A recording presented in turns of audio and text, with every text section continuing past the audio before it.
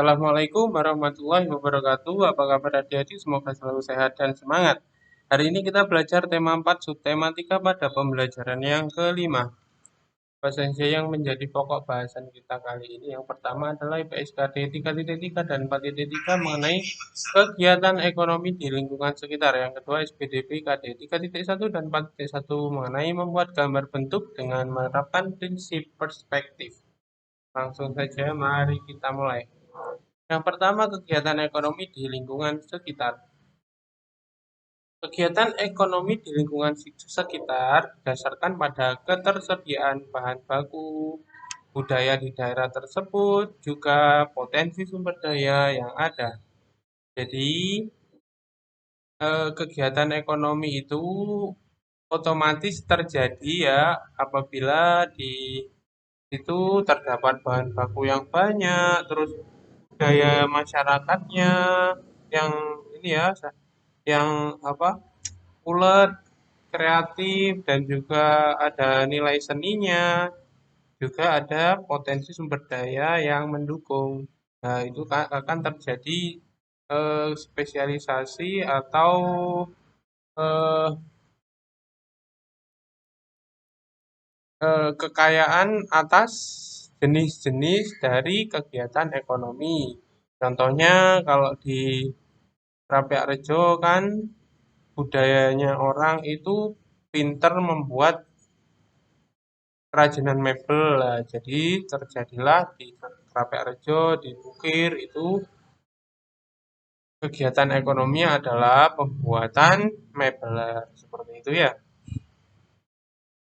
Juga tersedia bahan baku seumpama di Malang itu kan banyak apel-apel yang kurang bagus seumpama ya. Nah, itu dibuat jadi dodol, dibuat jadi keripik apel dan lain sebagainya. Nantinya tujuan utama dari kegiatan ekonomi itu adalah memberikan nilai tambah dari bahan mentah agar dijualnya nanti lebih mahal dan mendapat keuntungan seperti itu ya. Kegiatan ekonomi dalam menghasilkan beras berarti ya di desa. Yang pertama, sawah dibajak menggunakan alat pembajak sawah atau traktor. Setelah itu ditanami tanaman padi. Jadi dua jenis ya, orang yang tukang bajak sawah dan juga buruh tandur. Kalau kalau di desa itu namanya biasanya buruh tandur. Terus dipanen oleh petani ya. Ini biasanya ada jasa pemanenan padi itu ya. Terus dijemur, biasanya dijemur sendiri. Terus di ini ya, dikupas kulitnya itu atau diseleb, nanti dikirim ke pedagang hingga sampai ke kita nasi siap dikonsumsi. Jadi ada banyak kegiatan-kegiatan yang eh, memproduksi hanya sepiring nasi ini ya, mulai dari petani, pembajak sawah, buruh tandur, dan lain sebagainya. Kalau kita lihat jenis ekonomi berdasarkan potensi ya, di Lombok, di Nusa Tenggara Barat itu banyak sekali bahan baku yang berupa rumput laut, barang mentah ya. Di sana rumput laut itu tumbuh subur ya, ditanam di laut. Terus ternyata harga jualnya itu murah. Rumput laut itu harga jualnya murah. Nah, ternyata ada orang-orang sekelompok orang-orang yang kreatif bereksperimen membuat dodol. Ternyata dodol itu rasanya enak.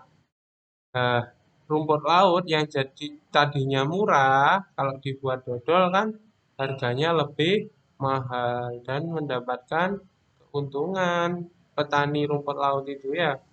Jadi tidak menjual bahan mentah, diproduksi dulu biar nilainya bertambah. Seumpama kalau rumput laut sekilo itu cuma harganya 3.000.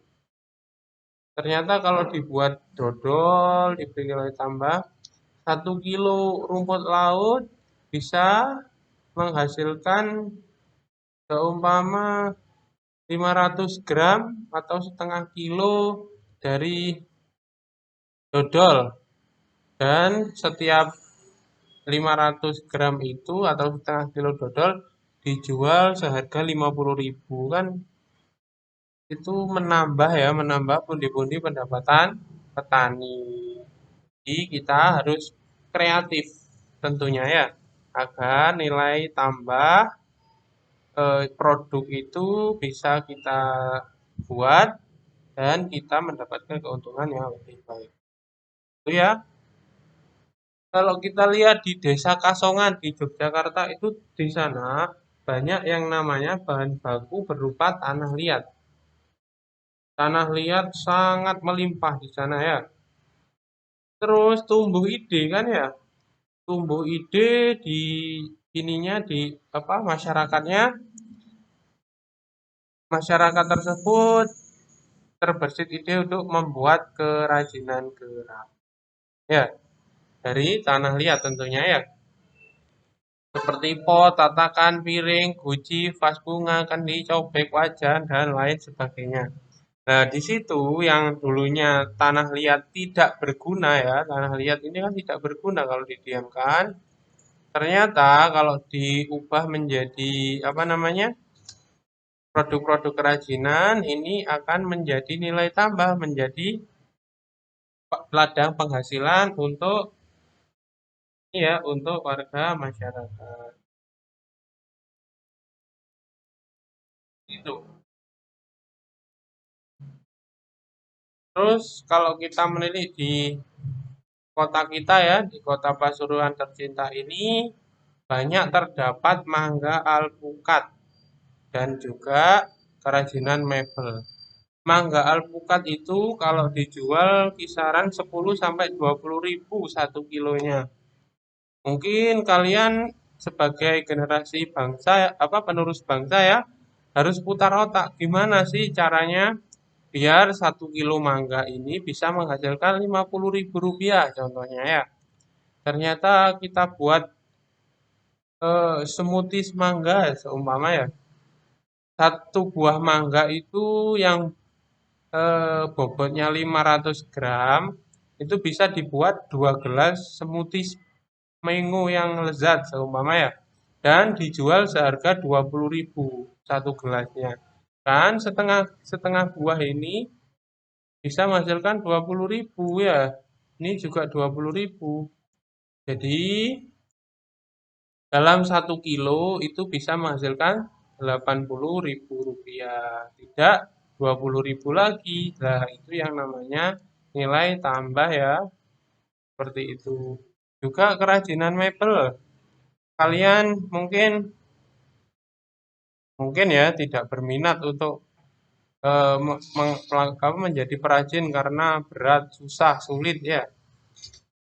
Terus kalian punya ide, kenapa kayak saya nggak bikin lapak online saja? Kita jual bahan-bahan mebel, barang-barang mebel ini via online ya, dengan promosi yang menarik, dengan apa pemasaran yang bagus, kan bisa mendapatkan keuntungan seperti itu ya. Ini ada quotes ya atau kata-kata sebagai generasi penerus bangsa dengan semangat dan pengetahuan baru, mari kita maksimalkan potensi yang ada untuk meningkatkan ekonomi dan kesejahteraan kita bersama ya. Jadi kita harus semangat belajar dan semangat berinovasi agar apa? Agar kegiatan ekonomi di daerah kita semakin maju dan semakin menghasilkan untuk meningkatkan kesejahteraan bersama. Gitu ya. Terus yang kedua adalah membuat gambar bentuk dengan menerapkan prinsip perspektif di SPDP. 3 jenis gambar berdasarkan titik hilang ya, perspektif ada 3 ya. Yang pertama adalah 1 titik hilang, yang kedua 2 titik hilang, yang ketiga adalah 3 titik hilang. Berikut penjelasannya ya. Yang pertama adalah 1 titik hilang, yakni sebuah objek gambar dilihat dengan garis pusat pandangan yang tegak lurus terhadap salah satu permukaannya. Ini ya, tegak lurus pada salah satu permukaannya. Jadi di sini satu, ini titik hilangnya cuma satu kan ya. Titik terjauhnya yang melekat di horizon ya, di garis apa garis tengah itu di sini ya hanya satu titik saja. Terus kita tarik hingga menjadi gambar objek seperti itu ya. Eh, Digunakan untuk benda yang dekat dengan mata. Jadi kalau bendanya dekat itu kan sudut-sudutnya semakin kelihatan ya. Sehingga kita harus detail untuk menggambar sudutnya. Ini namanya satu titik hilang ya. Terus yang kedua adalah dua titik hilang. Yakni penggambaran objek dengan menggunakan dua titik hilang yang terletak berjauhan di sisi kanan dan kiri garis horizon. Ini garis horizonnya ya. Di sini garis apa titik A dan titik B ini sangat saling berjauhan. Ya, hampir mentok di pojok-pojok garis horizon ya. Nah, di sini terus ditarik dengan garis yang lurus hingga nanti berpotongan atau berimpit di suatu titik ya. Nah, itu yang akan menjadi gambar ya.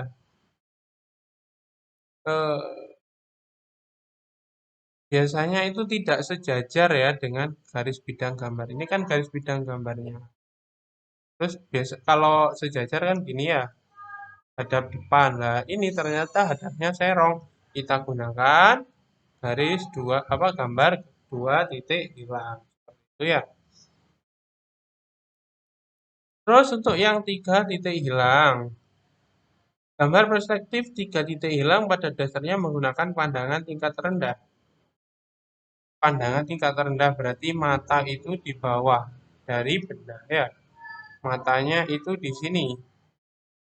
Kita lihat ke atas, yang terlihat kan sisi ini saja ya. Terus cara menggambarnya adalah dengan cara dua titik hilang tadi ya. Dua titik hilang dengan garis yang benar-benar pas, dengan garis yang benar-benar di tengah jimpitannya atau potongan garisnya ya di sini. Ini kan pas simetris di tengah. Setelah itu kita tarik garis ke bawah atau ke atas. Itu namanya tiga titik hilang ya. Nanti potongan dari tiga garis ini adalah objek gambar tersebut. Itu ya. Mungkin pembelajaran kita berakhir di sini. Apabila ada pertanyaan langsung saja melalui Google Classroom atau WhatsApp. Kurang lebihnya mohon maaf. Semoga bermanfaat dan saya Wassalamualaikum warahmatullahi wabarakatuh.